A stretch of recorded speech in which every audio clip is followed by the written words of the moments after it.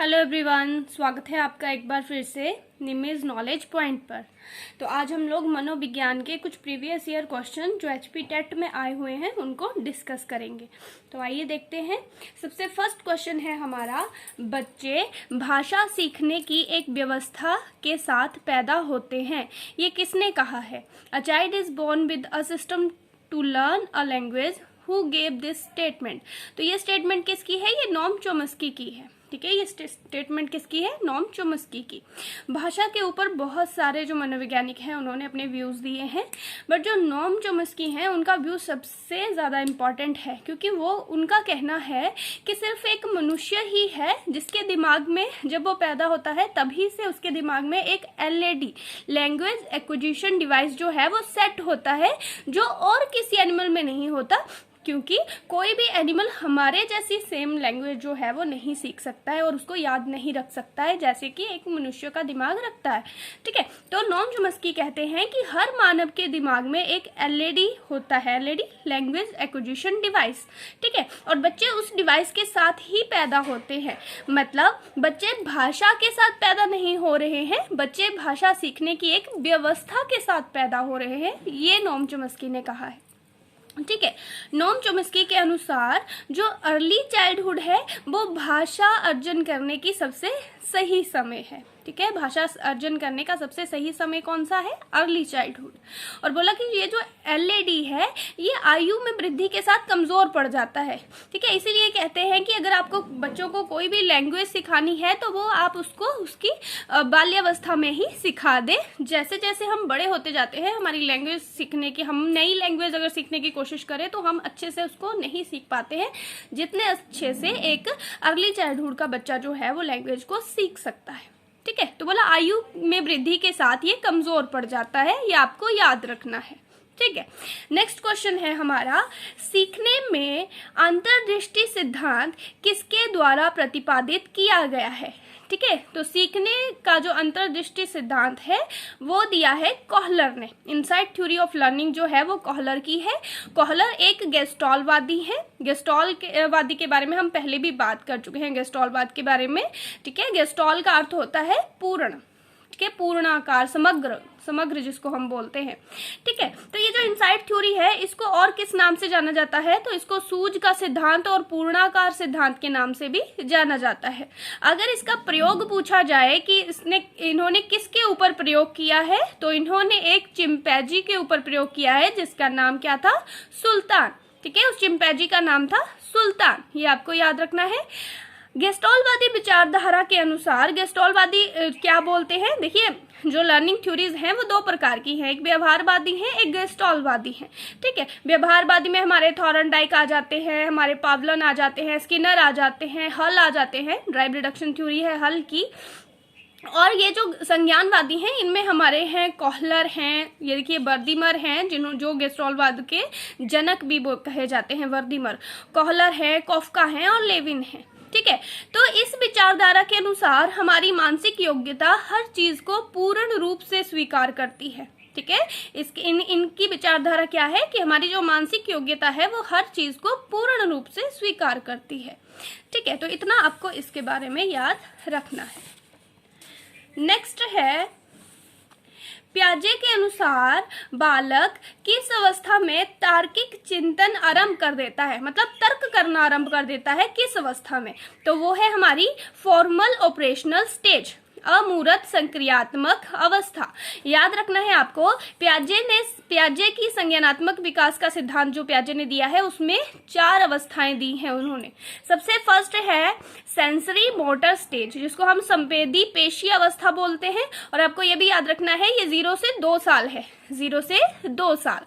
Pre operational stage जो पूर्व सक्रियात्मक अवस्था है ये हमारी है 2 से 7 साल। ठीक है, इसको आप नोट कर लीजिएगा, 2 से 7 साल। उसके बाद है कॉन्क्रीट ऑपरेशनल स्टेज जो कि है मूर्त सक्रियात्मक अवस्था, ये 7 से 11 साल है।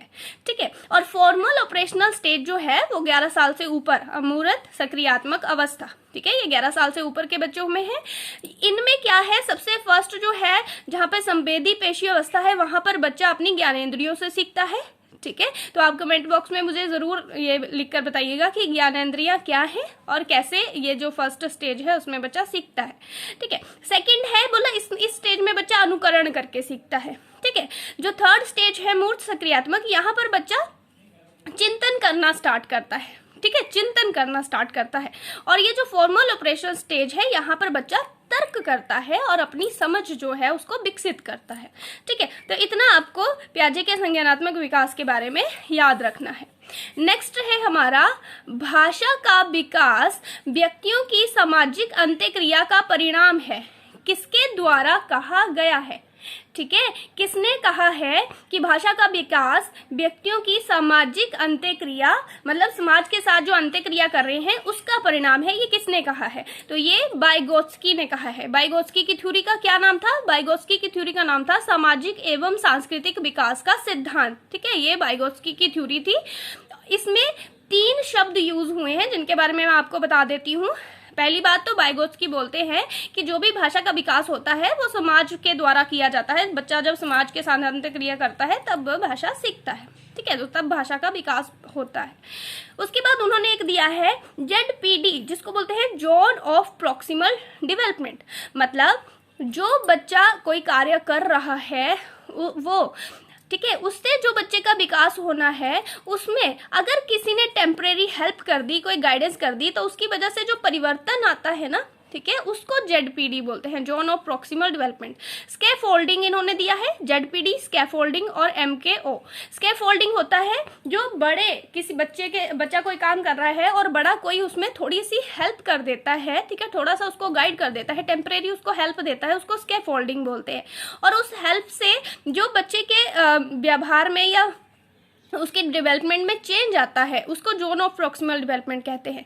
ठीक है, और MKO कौन है, स्कैफोल्डिंग में जो हेल्प करते हैं, स्कैफोल्डिंग में जो टेम्पररी हेल्प ये कर रहे हैं वो कौन है, मोर नॉलेजेबल अदर्स, जिसमें टीचर, पेरेंट्स, फ्रेंड्स आ जाते हैं। ठीक है, मोर नॉलेजेबल अदर्स है ये, टीचर, पेरेंट्स, फ्रेंड्स, ये आपके बड़े भाई बहन, ठीक है, जो आपकी हेल्प कर रहे हैं, जो मोर नॉलेजेबल है। ठीक है, वो आपकी टेम्पररी हेल्प करेंगे, उसको स्कैफोल्डिंग बोलेंगे। और उसकी वजह से जो आपकी डेवलपमेंट में चेंज आता है उसको जोन ऑफ प्रॉक्सिमल डेवलपमेंट बोलेंगे।